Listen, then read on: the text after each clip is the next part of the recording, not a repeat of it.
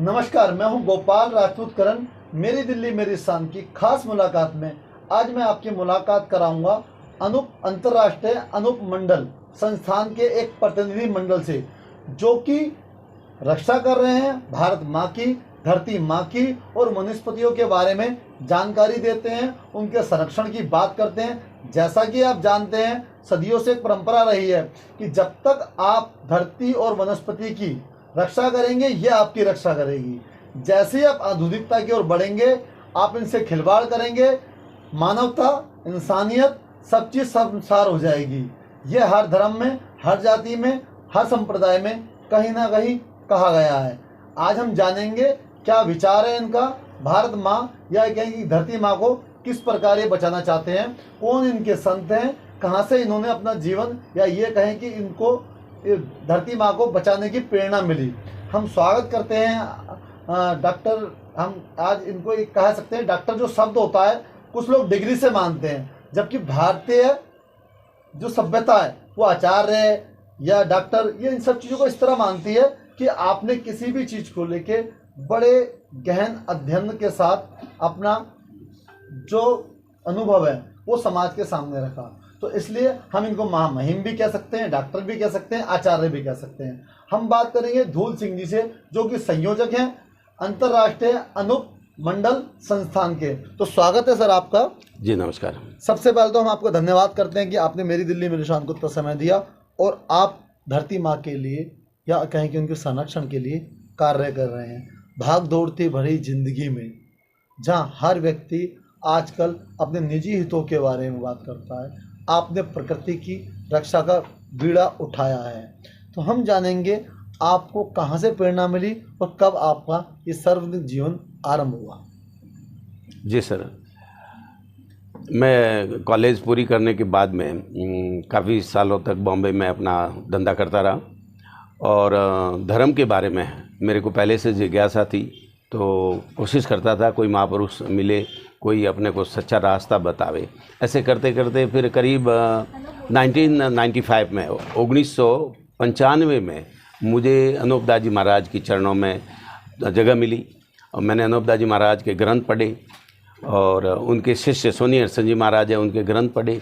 तो वो ग्रंथ मुझे इतने लुभावने लगे कि और मैंने नक्की किया कि इन ग्रंथों की लैंग्वेज जो है, जो लिपि है, इससे बढ़ के इस पृथ्वी के ऊपर कोई लैंग्वेज नहीं हो सकती। इसके बढ़कर इस पृथ्वी के वर्णन कोई वर्णन नहीं कर सकता। ज़मीन माता जिंदा जीव है, ज़मीन माता का पेट है, ज़मीन माता के पेट में संसार रह रहा है, ज़मीन माता श्वास लेती है, तारामंडल है, ज़मीन माता का मुकुट है, ज़मीन माता 5 तत्वों से इनका शरीर का संचालन कर रही है।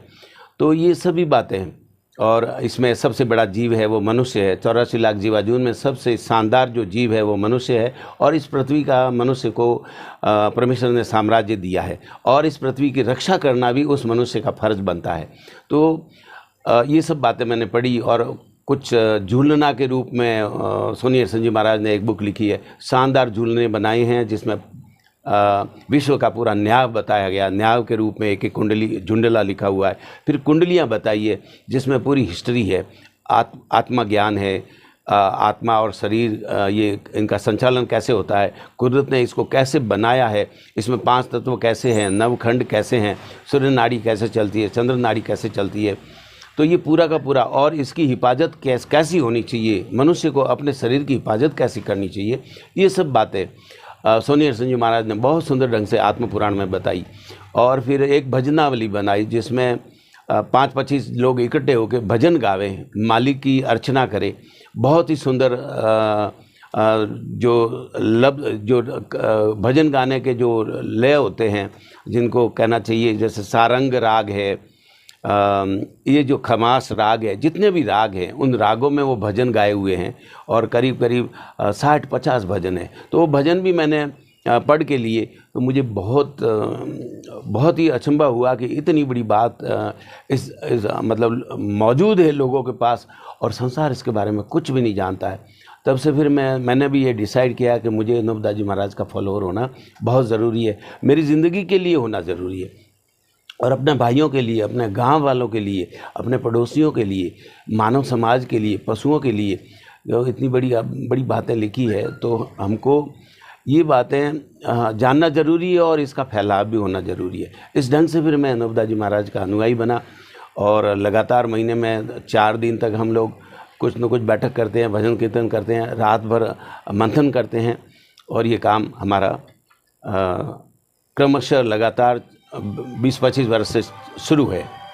जो आपका ये संस्थान है जी जैसा कि आप जानते हैं जी सदियों से जी वनस्पति को, धरती माता को और ये कहेंगे जीवों की रक्षा के लिए जी एक अक्सर एक आंदोलन भी था, कैसे कहते हैं, जल जंगल जमीन जी की रक्षा के लिए अनेक रूपों में आंदोलन ये बढ़ता रहा है। जी चेहरे बदले, जी साधन बदले, लेकिन जिस तरह जंगल सिकुड़ रहे हैं, जी पहले एक वर्षा होती थी, जी वो सीधा जल जो था जमीन पे पड़ता था, वो नीचे पाताल तक जाता था। जी आज कंक्रीट के कारण जल नीचे नहीं जा रहा है जी और सीधे शब्दों में ये कहें कि जिससे कि जल स्तर हमारा घट रहा है, तो जीवन भी हमारा घट रहा है।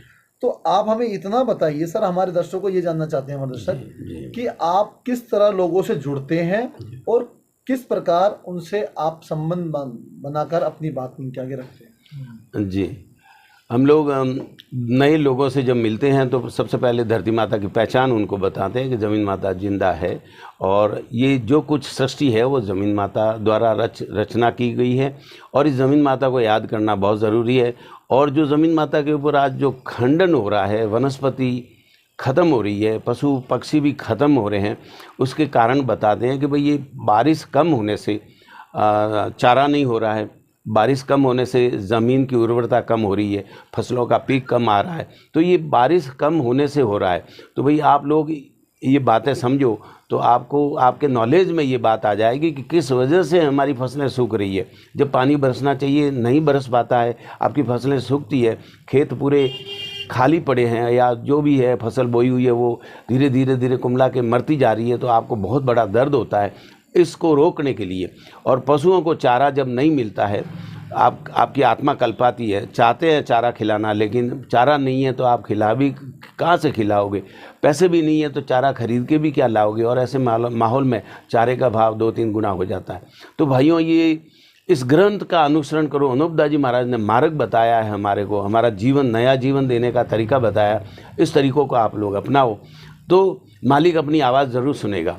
तो इस ढंग से हम लोग लोगों के साथ में मिलते हैं और सब इकट्ठे होते हैं और एक एक करके भोजन प्रसादी की व्यवस्था करते हैं।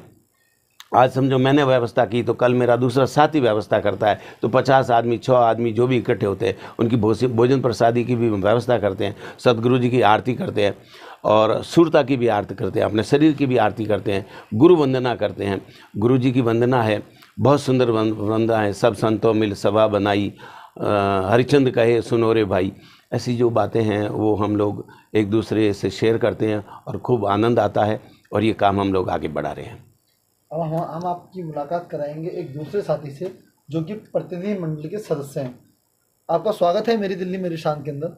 मैं सर आपसे ये जानना चाहता हूँ कि आपका जो अनूपदास जी महाराज हैं, उनका एक बहुत बड़ा आंदोलन रहा एक ज़माने में, मैं स्पष्ट जानता हूँ या भारत का प्रत्येक बच्चा जानता है। हमारे देश में अनेकों ग्रंथ हैं, अनेकों ऐसे संत हैं जिन्होंने प्रकृति की रक्षा के लिए काम किया, तो उन्हें दबाने की कोशिश की गई। आप इस विषय में क्या कहना चाहते हैं? पहला तो मैं आपका धन्यवाद करूँगा सर। ऐसी बात है कि जो पूरा कोई मजहब नहीं बताता कि ये गलत है, सब में पता है, मगर तो भी दिन दिन दिन दिन दिन दिन बिगड़ते। लाखों साधु संत है, लाखों NGO है, धर्म की बातें करते हैं, मगर उसकी आड़ में आज धरती माता इतनी दुखी है। आज पेड़ों की कटाई हो रही है, जंगल की कटाई हो रही है, पत्थरों की कटाई हो रही है और बोलते हैं विकास हो रहा है। विकास हो रहा है, मान रहा हूँ, मगर विकास की आड़ में जो विनाश हो रहा है उसको बसाने का भी मानव का ही धर्म है। अपने को मरना जरूरी है, मरना जरूरी है, मगर कुछ करके मरना है, देश के लिए, माँ धरती के लिए, जीवाजून के लिए और अपनी माँ बहनों के लिए। तो ये सतगुरु जी ने बताया है कि भाई आज पूरा संसार दुखी है, तो धरती माता के ऊपर जल नहीं बरस रहा है। तो अभी वैज्ञानिक लोग क्या बता रहे हैं सर कि भाई पेड़ कट रहे हैं, ये बड़े बड़े डूंगर कट रहे हैं, इसके लिए बारिश नहीं आ रहा है। मान लेता हूँ मैं, तो हमारे राजस्थान में एक रेगिस्तान ऐसा आया है कि उधर न तो पेड़ है न कोई डूंगर है। उधर 2006 में इतना बारिश आया था कि पूरा का पूरा 6 परिवार का 200-250 लोग पूरे बह के गए थे। तो उस टाइम में पर्यावरण कहाँ से आ गया? उधर तो है नहीं था पर्यावरण। तो ये जो बारिश से ही पूरे जमीन माता दुखी है, और इसको बसाने के लिए सतगुरु जी ने कि भाई ये जल क्यों नहीं बरसता है? जल पीवंती पृथ्वी पीती 12 मास, नहीं होती बिजली नहीं कटकता गाज, नहीं कटकता गाज रोग से गाजन लागी, और हुआ गर्भ में रोग कलेजे अग्नि जागी, कै सोनी सन धरण की सबके आस, जल पीवंती पृथ्वी पीती 12 मास। जैसे जल में कासबा ईश्वर पृथ्वी जान, कच्छप कासा जीवड़ा पृथ्वी वजर वकान, पृथ्वी वजर वकान निरंजन धरती माता, आद उत्पत्ति देख उपजे माए समाधान। सब ये धरती माँ के अंदर ही, और सबको मालूम है कि मुझे कोई लेकर नहीं जाना है, सब ये छोड़ के जाना है, मगर तो भी लोग के खातिर कितना स्वार्थ करते हैं। आज आप देखिए पशु पंछी जीवाजुन, वो चिड़िया जो होती है, आप 10 किलो का ढेंग रख दो, पेट भर गया, वो निकल जाते हैं। वो सुबह का भी नहीं देखते कि मेरे सुबह में खाना मिलेगा। आप कुत्ते के सामने कितना भी खाना रख दो, तो वो किसके आधार पर बैठा है? कुदरत के आधार पर। उसको देने वाला कौन है? ईश्वर है। और अपन इंसान आपके 7 पीढ़ी से भी खत्म नहीं होगा, तो भी आप पैसा पैसा पैसा पैसा पैसा, ये कि ये बुरी बला है। लोभ से ये जगत को दिन दिन गारत हो रहा है। मैं तो ये चाहता हूं कि जैसे एक गेहूं, मेरे गुरु जी ने बताया था, गेहूं का बीज रहता है, ये मक्की का दाना रहता है, और जो दाना जमीन में जाता है वो खुद फटता है तो हजारों दाना पैदा करता है, और जो नहीं पिसता है वो क्या होता है? चक्की में आटा हो जाता है। तो आप एक वो दाने हो, आप तकलीफ देखोगे, आप कोई भी करोगे, और जीवा जिनके लिए तो आपके जैसे हजारों दाना पैदा होंगे। तो सतगुरु जी ने ये बताया, औरों के लिए जीना है, अपने लिए क्या जीना है? जो मेरे देश के लिए, मेरी माँ के लिए, मेरी धरती माँ के लिए, जीवा जिनके लिए अगर नहीं जीना तो जीना भी बेकार है। धरती माँ को बसाने के लिए सतगुरु जी ने यही खोज की। सतगुरु जी को यही लगा कि भाई कुदरत ही कर रही है, पूरा विनाश जो भी कर रहा है, ये अच्छा हो रहा है, सब कुदरत कर रही है। तो सतगुरु जी को ये मालूम पड़ा कि ये आप अपनी औलाद का बिगाड़ा नहीं करते हो, तो कुदरत किसी का बिगाड़ा नहीं करती, बिगाड़ा करने वाला कोई और है। तो क्यों बिगाड़ा? तो ये सतगुरु जी ने खोज करके पूरा विश्व बसाने की सन 1881 में ये ग्रंथ के अंदर कलमबद्ध किया कि ये बाबू ने वापस लिखा है। ये किताब कोई ज्ञान मजहब धर्म के बारे में नहीं है, पूरी जान की औलाद, ये मेरा दायित्व बनता है। भूखा प्यासा रह के इन्होंने ये जीवाजुन को बसाने का प्रयास, और अभी हमके आपके जैसों का सहयोग मिल रहा है। ये हर इंसान चाहता है मेरा नाम हो गया, मेरे पास दौलत हो गया, पैसा हो गया। अनुभव मंडल एक ऐसा एक मंडल है कि न तो नाम सही है, न राजनीतिक सही है, न कुछ धन सही है, घर का पैसा क्या चाहिए। हमारे जो भी मंडल वाले भाई बाप है, हम हमारे जेब के पैसे से खर्चा करके ये आपके जैसों को सहयोग लेके ये आगे बात पहुंचाने की कोशिश करते हैं। यही हमारा दायित्व है, यही हमारा गुरु जी का आदेश है। जैसे कि साथी ने हमें बताया कि अंतर्राष्ट्रीय अनूप संस्थान जो है सहयोग से चलता है। अब हम एक और साथी से बात करेंगे कि प्रकृति और धरती की जो क्षति हो रही है उसमें शहरीकरण और विकास कहाँ तक बाधा है? जी नमस्कार। जैसा कि आप जानते हैं, पहले तो मैं यही बताऊंगा कि ये जो किताब है जगत हितकानी जी, वो हमको हमारे वारसा में मिली, हमारे पिताजी के वारसा में मिली। ठीक है। हमारे अनूप स्वामी जी महाराज ने किताब में यही फरमाया कि हजार हजार शुक्र है उस ज्योति स्वरूप निरंजन निराकार का, कि जिसने जमीन व आसमान को बनाया और तमाम सृष्टि को पैदा किया, पर इसकी कारीगरी का भेद किसी पर जाहिर नहीं है।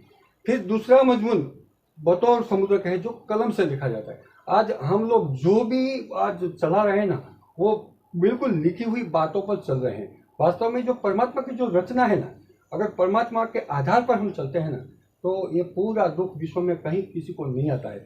लास्ट में बाबू जी ने हमको ये भी बताया, अनूप स्वामी महाराज जी, के अगर तुमको अपनी औलाद खुद को प्यारी है तो एक बात को जन तन तक खाना हराम जान के हो सके इतना जल्दी से जल्दी पूरे संसार में फैलाओ, तो ये पूरा सत्यों की स्थापना हो जाएगी।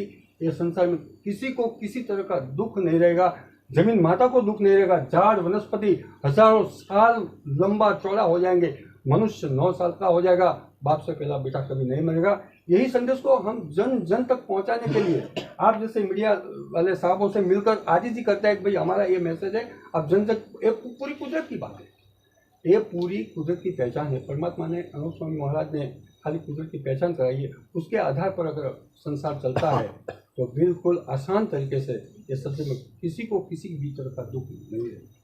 जैसे कि उन्होंने अपने विचार रखे। अब हमारे साथ एक युवा साथी हैं जो कि अनूप मंडल अंतर्राष्ट्रीय संस्थान से जुड़े हुए हैं। सर, अब मैं एक चीज़ बहुत सालों से देखता हुआ आ रहा हूँ कि जहाँ जहाँ गांव सुरक्षित हैं तो धरती की रक्षा होती है, लोग वनस्पति से प्रेम करते हैं। आजकल बड़े स्तर पर शहरीकरण हो रहा है, आप क्या कहना चाहते हैं इसमें, और कहाँ तक ये गुरुजी का जो क्या कहते हैं विचार है गांव वालों के समझ में जल्दी आता है, ऐसा क्यों? नमस्कार। दिल्ली मेरी शान में आप सबों ने हमें बुलाया, उसके लिए धन्यवाद आपका चैनल का। तो वैसे अनूप दास जी महाराज ने फरमाया है, जैसे गांव होते ना, गांव में राम बसते हैं, गांव है ना, वहाँ पे राम बसते हैं। और सिटी और शहर के अंदर सबके दिल के अंदर ऐसा हो जाता है, कोई किसी के बारे में पूछता ही नहीं है। क्यों? क्योंकि वो लोभ में आ जाते हैं, उनको पता ही नहीं चलता हमारा नुकसान किस तरह से हो सकता है और कैसे अच्छा होगा। वो भलाई और बुराई के वो भूल जाते हैं। और गांव वालों के अंदर विचार, दया, न्याय और नाम उनके अंदर रहता है। और दूसरा, अनूप दास जी महाराज ने फरमाया है, ये 100 वर्ष की सिक्की बाणियां दी बनाई, ये जो 100 वर्ष ये बनिए पाप तो करते हैं, इन सभी लोगों ने बताया। और अनूप दास जी महाराज ने एक जरूर बता दिया है कि बनिए पाप तो करते हैं, पर किस तरह से करते हैं और कैसे ये सबके ऊपर बदनामी दी है। तो 100 वर्ष की ये बनिए सिक्की बना देते हैं, उसके ऊपर से पंचांग बनता है, उसके ऊपर से टिपड़ा बनता है। जैसे कि आपके बच्चे की शादी है, उसके अंदर लिखा देते हैं, आप पत्रिका हमको देते हैं 21 जनवरी को आपको इधर हमारे घर पे आने का है, खाने का इतने बजे खाने का है, इतने बजे मंडप मुहूर्त है, वो सब आप लिख देते हो और मेरे को पत्रिका दे देते हो। और दूसरी बात, आप घर जाके बैठ गए, कुछ आपने हम आएंगे तो आप कोई वहाँ पे खाने की व्यवस्था नहीं करोगे तो क्या होगा? सही बात। मतलब कहीं ना कहीं जो कुछ हम इनवाइट करते हैं उसकी व्यवस्था के लिए हमको पूरी तरह से पहले तैयार होना पड़ता है, तैयारी करनी पड़ती है। तो वैसे ये सौदागर महाजन बनिए 100 बरस से और हजारों साल से बोल देते हैं इनके अभी सर्दी इतनी ज्यादा होगी तो इंसान के अंदर तकलीफ आएगी, धरती माता दुखी होगी। बिल्कुल। और बारिश भी ऐसे बोल देते हैं, अब की बार बारिश होगी ही नहीं। और अब की बार बोलेंगे इनके राजस्थान के अंदर जो पापड़ बोलते हैं ना, उसको धरती पर रख के सीख के खाना खाएंगे, इतनी गर्मी पड़ेगी। तो अनूप दास जी महाराज ने बताया है कि जो लिखी हुई बात सच्ची करते हैं, वो दरियाओं के पार कोई अज्ञात टापू है, वहां पे बैठे होम जादू करते हैं, उसके जरिए से पूरा संसार के अंदर विनाश होता है। बिल्कुल, यही हमारी बात। जैसा कि आपने बताया कि सुना कि हमारे युवा साथी ने बताया कि अनूप दास जी महाराज ने बहुत पहले ही कह दिया है कि कोई समुद्र में टापू है जहाँ से कुछ शक्तियाँ कार्य करती हैं, उससे हमें सावधान रहना है, उनके प्रति हमें लड़ना है। लेकिन लड़ाई हम जब ही जीत पाएंगे जब हमारे साथ प्रकृति होगी, जब हमारे साथ हमारी धरती जो खुशहाल होगी, हमारी वनस्पति हमारे साथ होगी। क्योंकि किसी भी जंग को जीतने के लिए प्रकृति और ईश्वरीय शक्ति का होना आपके साथ बहुत जरूरी है। मेरी दिल्ली मेरी शान के लिए मैं गोपाल राजपूत करण खास मुलाकात में आज आपसे यही विदा लेता हूँ। अगली बार फिर मिलूंगा आपसे एक नई शख्सियत के साथ। नमस्कार। नमस्कार, खूब खूब धन्यवाद आपका।